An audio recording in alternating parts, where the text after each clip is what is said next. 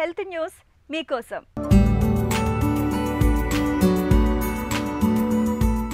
మామూలు మూత్ర పరీక్షతోనే ఊపిరితిత్తుల క్యాన్సర్ను గుర్తించగలిగితే ఎంత బాగుంటుందో కదా. కేంబ్రిడ్జ్ విశ్వవిద్యాలయానికి చెందిన శాస్త్రవేత్తలు అలాంటి ఘనతే సాధించారు.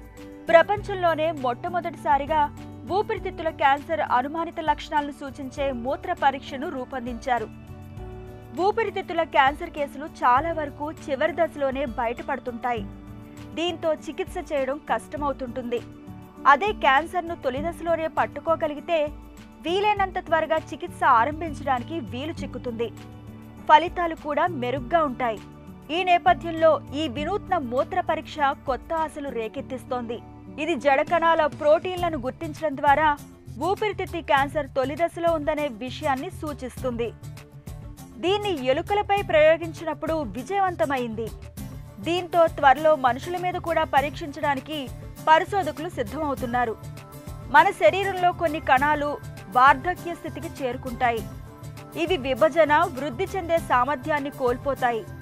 అలాగని ఆ కణాలు మరణించవు. అందుకే వీటిని జడ కణాలని పిలుస్తారు. క్రమంగా ఇవి అన్ని భాగాల్లోని కణజాలాల్లో పెద్ద ఎత్తున పోగుపడుతూ వస్తాయి. చుట్టుపక్కల వాతావరణాన్ని మార్చడం ద్వారా కణజాలాన్ని దెబ్బతీస్తాయి. క్యాన్సర్ కణాలు పుట్టుకొచ్చేలా ప్రేరేపిస్తాయి.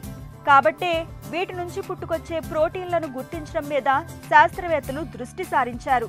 ఇందుకోసం సూది మందు ద్వారా లోపలికి పంపించే సెన్సర్ను రూపొందించారు.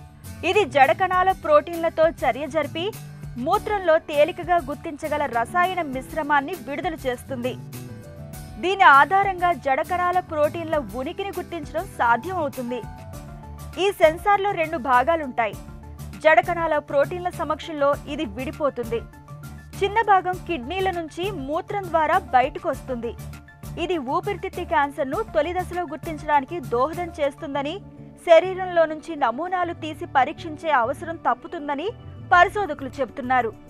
ఇతర రకాలకు చెందిన క్యాన్సర్లను సైతం పట్టుకోవడానికి ఈ పరీక్ష తోడ్పడగలదని వారు వివరిస్తున్నారు.